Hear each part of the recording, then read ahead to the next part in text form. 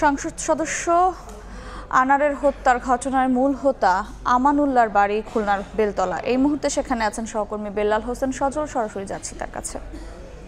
হত্যাকাণ্ড ঝিনাইদহ ৪ আসনের এমপি আনোয়ারুল আজিম আনার হত্যাকাণ্ডের যে মূল পরিকল্পনাকারীর মধ্যে গ্রেফতার করা হয়েছে যে সৈয়দ আমানুল্লাহ, সেই আমানুল্লাহ কিন্তু যে পরিচয়টি পাওয়া গেছে ফুলতলা যে দামোদর ইউনিয়ন রয়েছে, সেই দামোদর ইউনিয়নে কিন্তু তার বাসা, সেটি কিন্তু বলা হচ্ছে।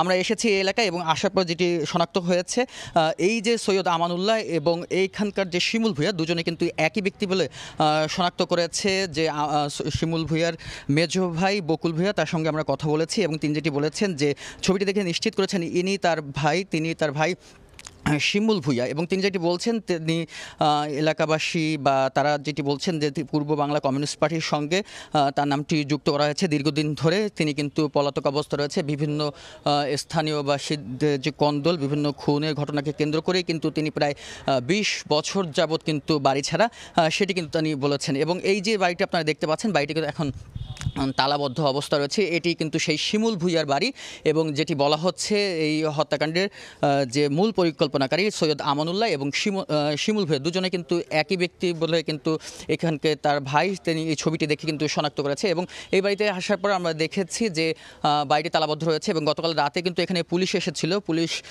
স্থানীয় যেটি বলছেন যে ঢাকা থেকে পুলিশ আসার কারণে তারা এই বাড়িটি তল্লাশি করেছে এবং তার পাশেই তার ভাইয়ের ছেলে তানভীর ভূঁইয়া, যিনি কিন্তু এই ঘটনাকে তাকেও কিন্তু গ্রেফতার করা হয়েছে এবং তার বাড়িটি তল্লাশি চালিয়ে তার পাসপোর্ট কিন্তু পুলিশ নিয়ে গেছে বলেও কিন্তু এখানে তার যে মেজো ভাই তিনি কিন্তু এই কথাটি বলেছেন। এবং এখানে যিনি শিমুল ভূঁইয়া, সেই শিমুল ভূঁইয়ার স্ত্রী সাবিনা কিন্তু খুলনা জেলা পরিষদের সদস্য এবং তার মেয়ে রাজশাহী একটি ভার্সিটিতে পড়াশোনা করেন।